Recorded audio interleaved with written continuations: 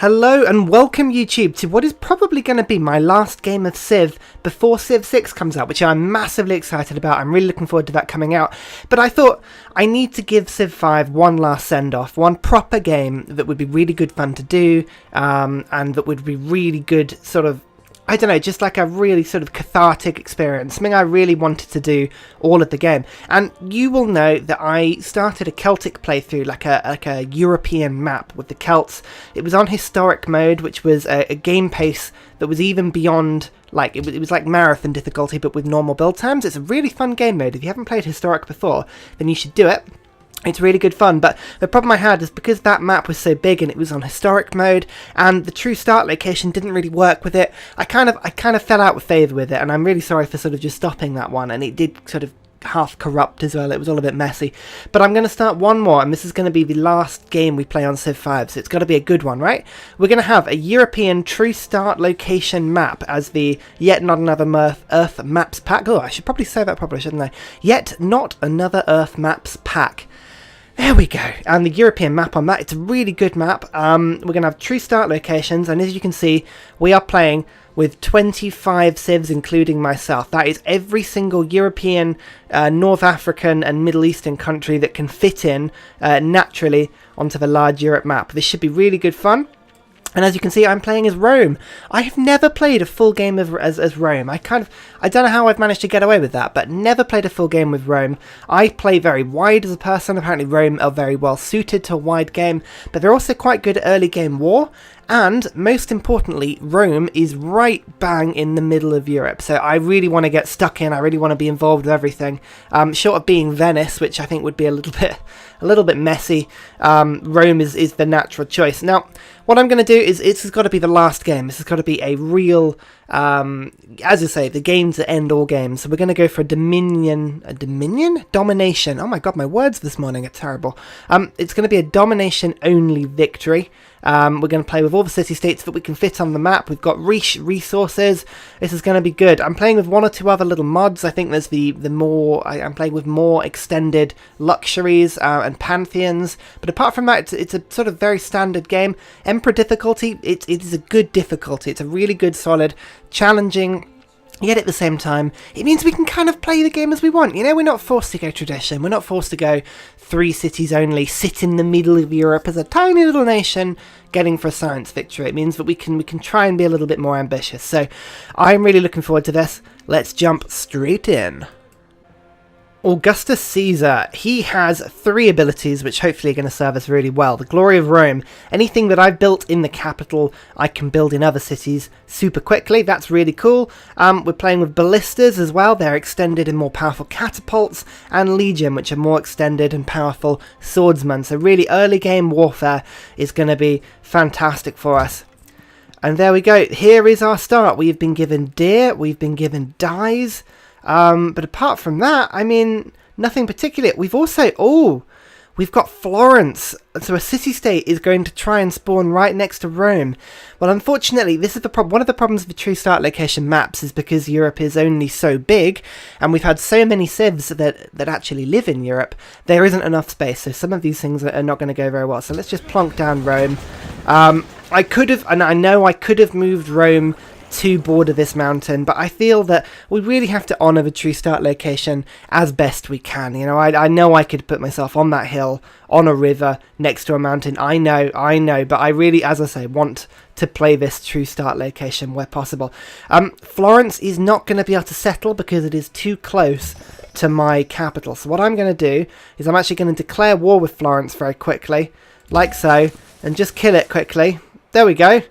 Hey, fantastic, and we've now got ourselves a worker. It's a bit of a cheaty thing, but sometimes you have to do what you get given, you know? There we go. It looks like we found Venice already. Venice are going to be our sort of big proximity country. They're going to be right on our northern border, and possibly if we're looking for what we've got to win as a conquest, this is going to be Roman civilization trying to rule the world once more, and Venice are going to be definitely our first target, so we need to keep a little bit of an eye on them. But for now, how are we going to start? We've got dyes, we've got deers as our first options, and both of those are sort of either animal husbandry or pottery. Now what I'm going to do is, just to get a nice strong capital start, I'm going to go straight to the pottery to try and get the granary going. The granary, of course, stacking with the deer to make me a 3 food and 1 hammer tile to start with. That'll be really good. And I can use this worker already to be improving this plains tile to be getting me 2 tiles to start with. They're gonna have 2 food and 1 hammer. It'll be a good start, I think. Now, how are we going to play? That's not what I want. How am I going to play this game? I don't like playing tradition. It's really boring. But one of the things I'm really looking forward to Civ 6 is that they have said, the developers have said, they're going to make a game that is completely open. Like, they're not going to force you to go down one, path or another. There's not going to be a way of winning the game. AKA, if you want to be in like immortal or deity difficulty, you have to go tradition, you have to go rationalism, you have to go like freedom. There's a very limited route that you can go down. I don't like playing like that. I mean, you've seen it. I'm quite vocal with my dislike of tradition and my like of liberty. I feel like I've been quite honest with you guys about that. But do I take it on like a liberty start? The thing is, right, is that Europe is going to be incredibly congested. We need Rome to be a powerful centre. Okay, so we need to be able to build lots of stuff. But if we go liberty, I mean, if we have a huge, empire, yep, certain things are going to do well. 33% less policy cost, the extra happiness for each city, all that sort of thing is really good for wide empires.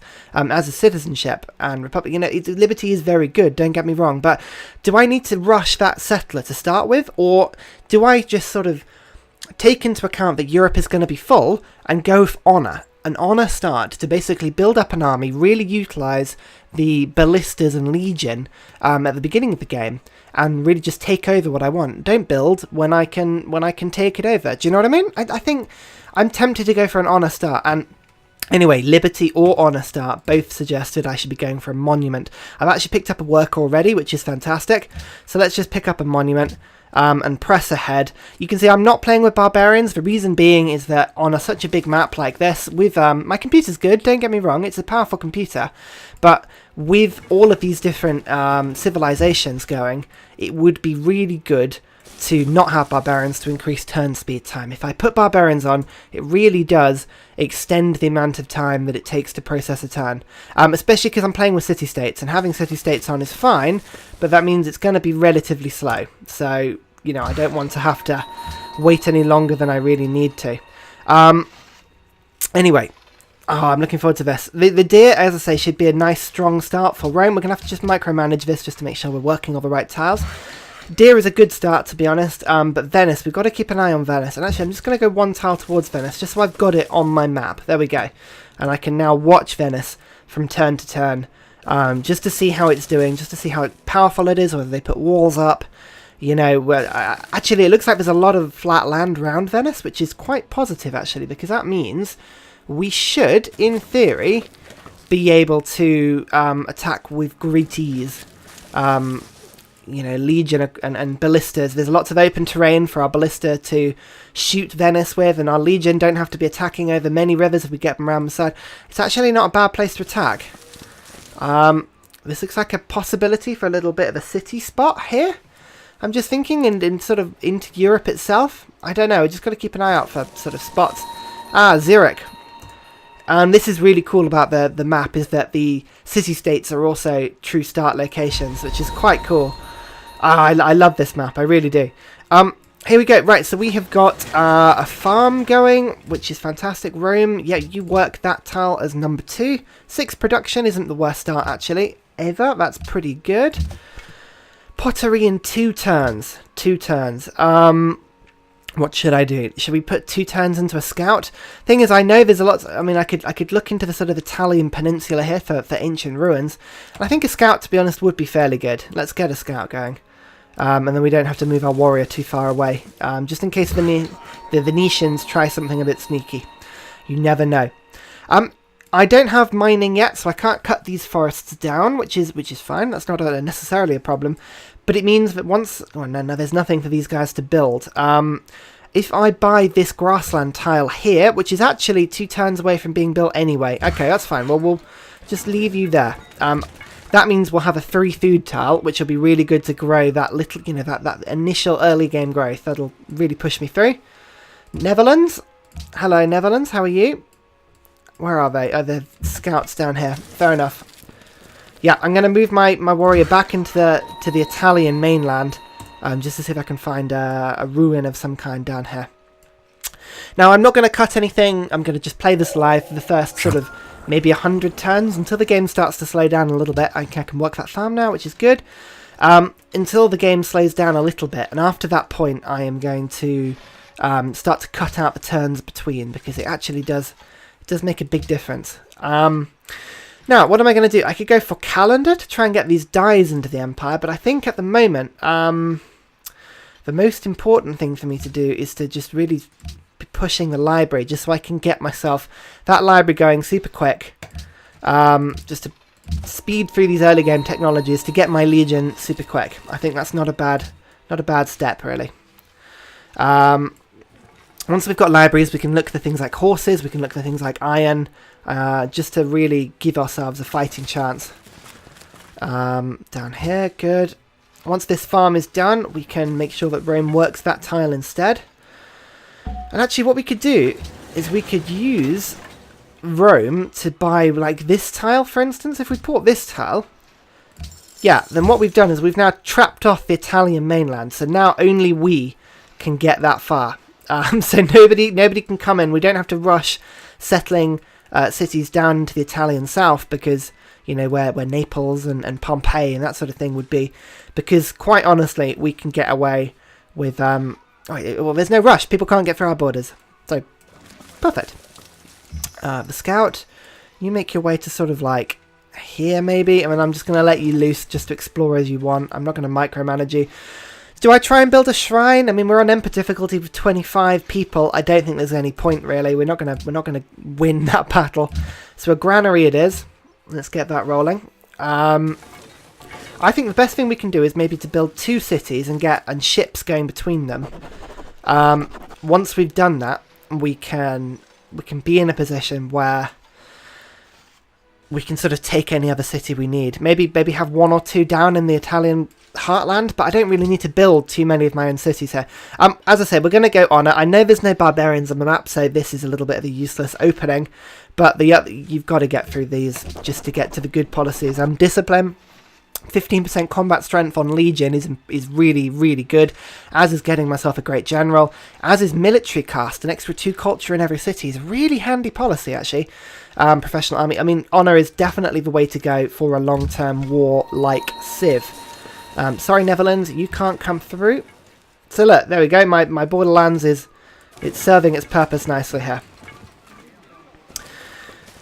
So leave me a comment. What do you think is going to happen? Apart from, obviously, me, which is I am Rome, I am fantastic. Which Civ do you reckon is going to have a good chance at doing really well on this map? Are we going to see a strong England? Or England going to, become a colonial powerhouse? Isabella of Spain. You know, who do you think is going to do well? I'd be really intrigued to see what your guys pick of the strongest computer that you think are going to come against. I think that's going to be a really interesting one. Scout, I'm just going to leave you on explore for now. I don't need to micromanage you. Because I think a strong Spain I could see, a strong Portugal maybe. Poland have always got to be a good shout. Russia or the Huns, actually. The Huns and Russia start next to each other, and they tend to wipe each other out either way. So one of those two is going to be strong. Oh, got ourselves spearmen, good. That's actually a really good thing to have at the beginning of the game, because it means that people don't attack us, which is quite nice, because we've got a nice strong army. Let's work this one quickly. I know we're going to shave 2 turns onto the granary, but just to get ourselves that 3rd population nice and quickly, that will be fantastic. Looks like we've got the dies going to be coming into our empire relatively soon. Can we buy any other tiles? No, we're pretty short of money at the moment. So for now, I'm just going to put you to sleep until you can actually do something of use. I don't know how long that'll be. Oh, look at all that wine down here. Wow, that's a lot of wine for Rome and dies. You know what? We're going to have a lot. Wine and dies. Is it monasteries that does something with either of those two? It might be. Oh, another ruin.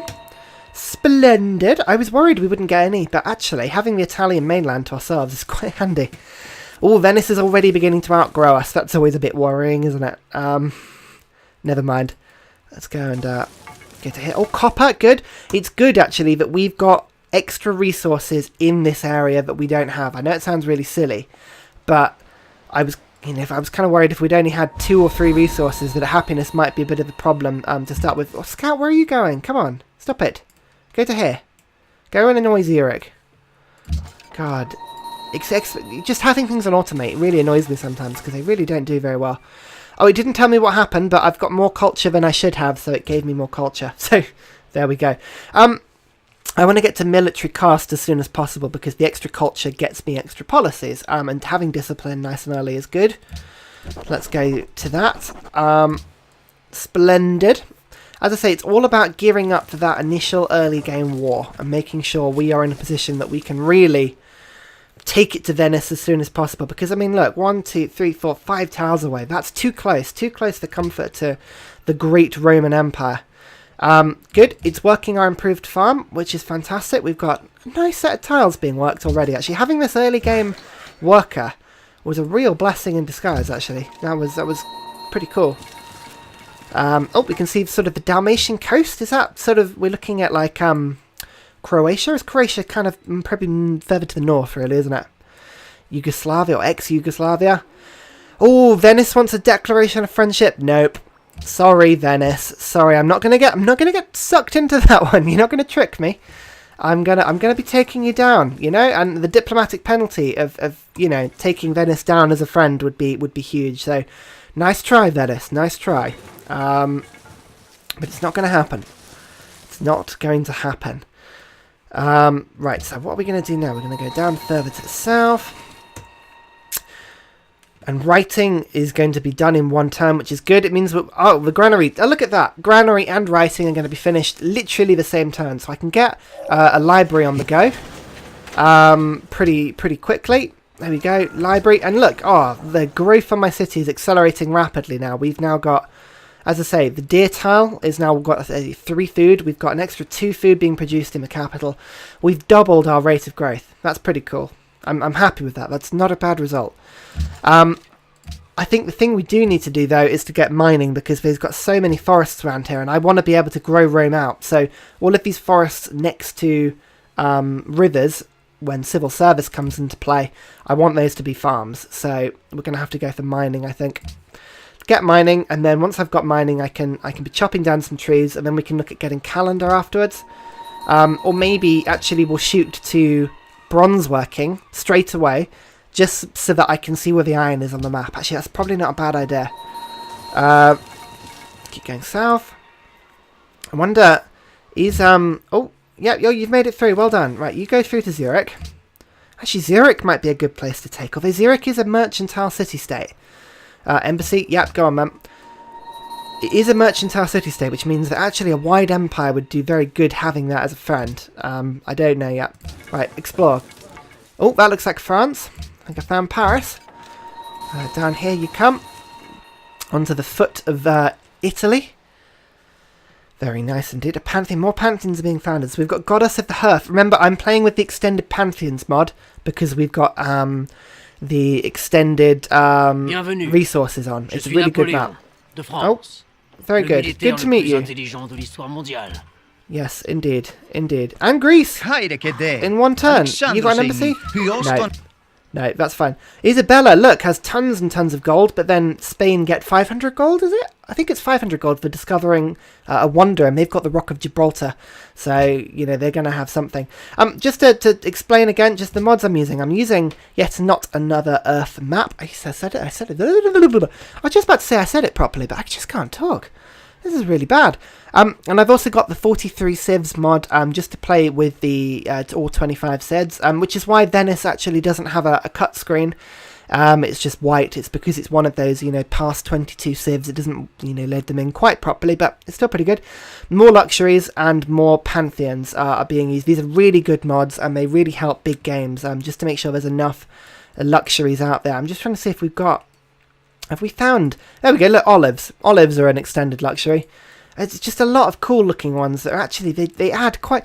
They balance the game nicely. They don't really change the game too much, but they're really good fun. I like that mod. It's a very good mod.